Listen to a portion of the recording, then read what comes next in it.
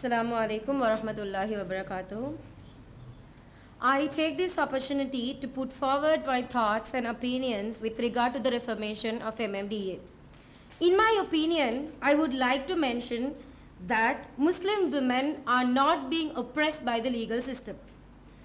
I don't know about past before we established counseling services, but as a professional clinical psychologist and a senior family counselor, for working many years in collaboration with Qazis, I can say surely that they have taken any decision without our consent. They always wait for our reports before they take up a decision. So we were able to reduce 70% of shortcomings in the current MMDA. When we have such an option, I don't think we have to break or exceed the limits of Sharia to protect or stand for the rights of women. In Islam, there are accommodations for human rights, both men and women equally. The system is totally based on Quranic and prophetic teachings. So we can follow that without any doubt.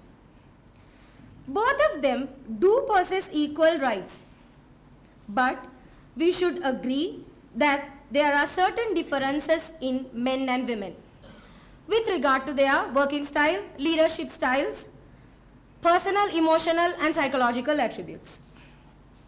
Due to these characteristics, women have certain limitations.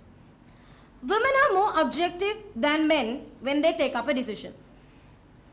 They tend to be biased and make decisions based on their own and personal experiences. Especially when it comes to marriage, their personal experiences also could influence their decisions. Women are more emotional than men according to psychological studies. So when women become emotional, their wisdom level may go down. It can mislead them in decision making. Women's behaviors are more affected by hormones than men's behaviors. And certain life events leads to stressful situations, and it can also impact on their decisions. So according to psychological research and theories, it says that women make subjective decisions than men. Being a woman, I understand that we do have certain reservations in sharing our spouses.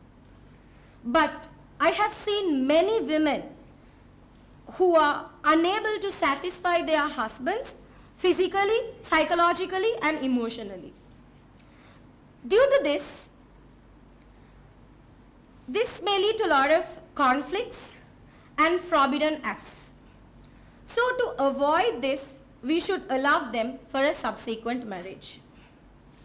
Being a professional psychologist and a counselor, I discover many conflicts in suggestions made by Honorable Justice Mr. Salim Marzouf. And I wish to state that the recommendations proposed by Mr. Faisal Mustafa is a perfect solution to the address of shortcomings of the existing Act. Finally, I would like to say an important thing.